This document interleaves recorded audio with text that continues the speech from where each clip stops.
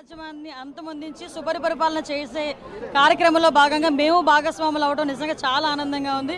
చంద్రబాబు నాయుడు గారికి, పవన్ కళ్యాణ్ గారికి, లోకేష్ గారికి, మోడీ గారికి కూడా ప్రత్యేకంగా ధన్యవాదాలు. ఈరోజు మాకు ఇచ్చిన గురుతర బాధ్యత నెరవేర్తించి ఆంధ్రప్రదేశ్ రాష్ట్రం సుభిక్షంగా ఉండడానికి మేమందరం కూడా కార్యోన్ముఖులం అవుతామని మీ అందరికీ కూడా తెలియజేసుకుంటాం. అమ్మ, ఇది పోరాటం 5 సంవత్సరాల పోరాటంకి వచ్చిన ప్రతిఫలం అమ్మ. నిజంగా మేమందరం పోరాటం చేసాం. ముఖ్యంగా ప్రజలందరూ పోరాటం చేశారు. మేము ఒక్కలమే కాదండి, ప్రజలందరూ కూడా ఈ రాక్షసుడు పోవాలి అనుకున్నాడు. జగన్మోహన్ రెడ్డి అనే రాక్షసుడు పోవాలనుకున్నారు, పంపించేశారు. ఈరోజు చంద్రబాబు నాయుడు గారి మీద నమ్మకంతో ఈరోజు ముందుకు వచ్చారు. చంద్రబాబు నాయుడు గారు నాకు ఈ అవకాశం ఇవ్వడం నిజంగా చాలా హ్యాపీ. సార్, ప్రమాణ స్వీకారానికి వెళ్తున్నారు, ఎలా అనిపిస్తుంది? అంటే 4వసారి చంద్రబాబు నాయుడు గారు సీఎం అయ్యేది మాకందరికి సంతోషం. రెండోది వచ్చి ఈ వైసీపీ పాలనలో పడిన బాధలందరూ కూడా ప్రజలు బయటపడతారు.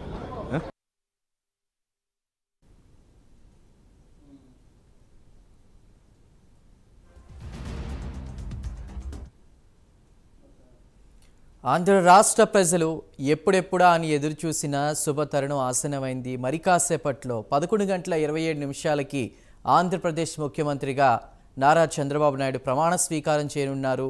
మరోపక్క ఉప ముఖ్యమంత్రిగా జనసేన అధినేత పవన్ కళ్యాణ్ ప్రమాణ స్వీకారం చేయనున్నారు.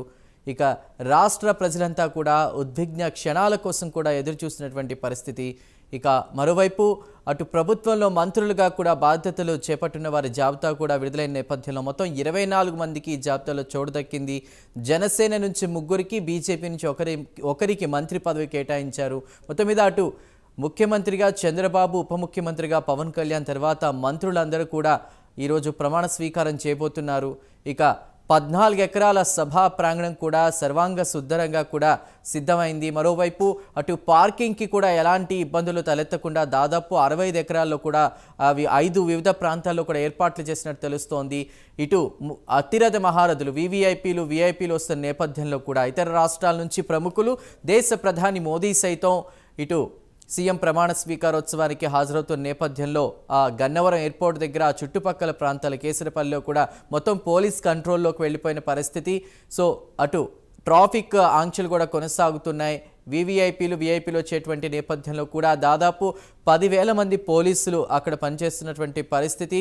ఇక సీసీ నిఘాలో కూడా మొత్తం ప్రోగ్రామే కాదు చుట్టుపక్కలంతా కూడా నడుస్తున్నటువంటి నేపథ్యంలో అటు ఇప్పుడే నోవాటాల్ నుంచి ఒక్కొక్కరుగా ప్రముఖులందరూ ఎవరైతే ముందుగా వచ్చి అక్కడ విజయవాడలోని హోటల్స్ అన్ని బుక్ చేసుకున్నారో వారంతా కూడా సీఎం ప్రమాణ స్వీకారోత్సవ కార్యక్రమానికి బయలుదేరుతూ వస్తున్నటువంటి పరిస్థితి కేసరపల్లి ఐటీ పార్క్ ప్రాంతానికి. ఇక మొత్తం మీద ప్రత్యేక భద్రతా వలయంలో కూడా ఈ కార్యక్రమం జరుగుతోంది.